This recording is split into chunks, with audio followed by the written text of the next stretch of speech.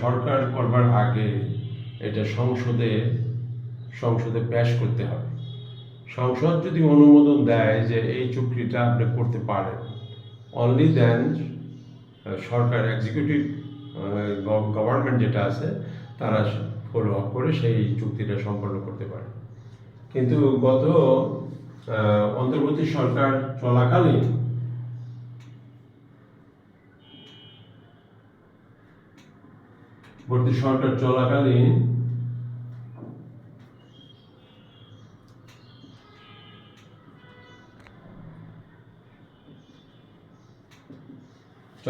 ওনারা যে কয়েকটা চুক্তি করেছে, এই চুক্তিগুলো আমরা বলেছি এইভাবে সবার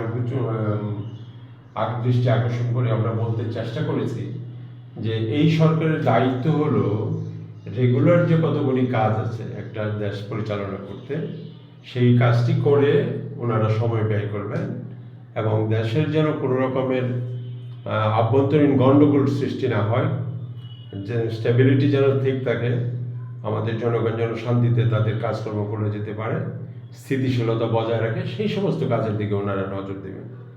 কিন্তু ওনারা বেশিরভাগ নজর দিয়েছেন আমাদের পোর্টের চুক্তি নিয়ে, বিদেশিদের সাথে চুক্তি করা নিয়ে।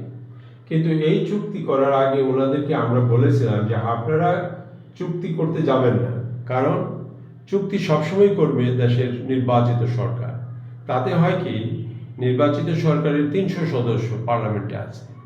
এই পার্লামেন্টে যখন চুক্তিগুলোর ডিটেলস বর্ণনা তারা দেখেন, তখন তারা বুঝবেন সেখানে কোন চুক্তিটা আমাদের করা উচিত না। এবং আজকে আমরা অন্তর্বর্তী সরকার যে কাজগুলি করেছেন, যে কয়েকটা চুক্তি করেছেন বাইরের দেশের সাথে, এটা নিয়ে সবাই চিন্তিত, সবাই বলা বলি করতেছেন, লিখতেছেন। কিন্তু আমরা কেন এরকম একটা সিচুয়েশন তৈরি করব? আমি একজন উচ্চশিক্ষিত লোক, আমি বিদেশে পড়াশোনা করেছি, আমার কাছে নোবেল প্রাইজ আছে, আমার কাছে আরও অনেক কিছু আছে, অর্থ সম্পদ আছে, এই সেই আছে। তার অর্থ কি এই যে আমি দেশের এই যে রুলস রেগুলেশন সব উড়িয়ে ছড়িয়ে ফেলে দিয়ে আমি আমার মতো করে একটা দেশের সাথে চুক্তি সই করতে পারবো? এটা কি করে সম্ভব? যাতে এই জিনিসটা না ঘটে তার জন্য আমাদের এই যে পোর্টের যে কয়েকটা চুক্তি হয়েছে, সেই ভারসাম্যহীন চুক্তিটা আমরা করতে দিতে চাইনি। বারবার ওনাদেরকে আমরা স্মরণ করিয়ে দিয়েছি। 18 কোটি মানুষের কোনো আন্তর্জাতিক চুক্তি করে নিতে পারেন, পরবর্তীতে এই চুক্তি যদি ভারসাম্যহীন হয়, আমাদের দেশের জনগণ যদি পরাস্ত হয় কোনোভাবে, আমরা যদি বিদেশিদের আধিপত্যে চলে যাই, এর জন্য দায়ভার কে নেবে? সেই জন্য আমরা বলেছিলাম যে আপনারা ওয়েট করেন, একটা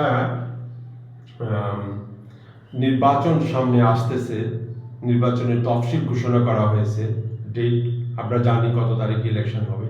সেই ডেটের 3 দিন আগে, নির্বাচনের 3 দিন আগে একটা চুক্তি আপনারা কেন করেন? এর কি যুক্তিকতা? এই যুক্তিকতা তো ওনাদেরকে আমাদের চাওয়া উচিত। এই যে আজকে যে সংসদ বসছে, এই সংসদের কোনো বৈধতা নেই। আমাদের যে সংবিধান, সেই সংবিধানে তাদেরকে সেই বৈধ বলে আমরা মেনে নিতে পারি না।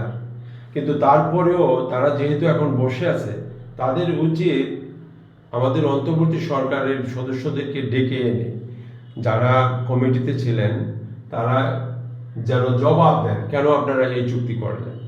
এই চুক্তি যদি গ্রহণযোগ্য না হয় সংসদের কাছে, তাহলে এই চুক্তি ইমিডিয়েটলি বাতিল ঘোষণা করতে হবে। তা নইলে এটা যতই সময় ক্ষেপণ করবো আমরা, পরবর্তীতে আমরা এই চুক্তি নিয়ে আর কথাই বলতে পারবো না। So that is what I want to convey to the nation, that this serious matter should be taken care of immediately. If you defer it, at a point of time you will not be able to talk about it, and it will have its roots in the country, and I don't want to see that happen.